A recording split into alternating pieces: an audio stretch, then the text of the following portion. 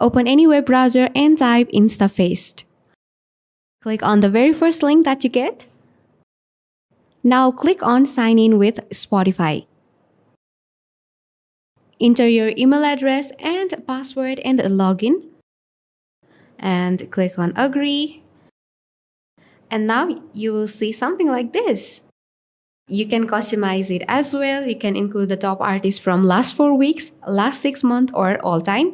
And you can also choose between 3 styles, which are Malibu Sunrise, LA Twilight, and Mojave Dusk. You can also choose whether to hide your username or not, and whether to show your basic score or not. Basic score scores you from 0 to 100. Lower score means your artists are niche, while higher score means they are mainstream.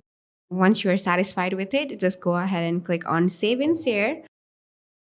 And then you can just go ahead and download it and then share it in your Instagram, your Twitter, or Facebook, or wherever you want. And this is how you create your own Spotify InstaFest. I hope the video was helpful. Thank you so much for watching.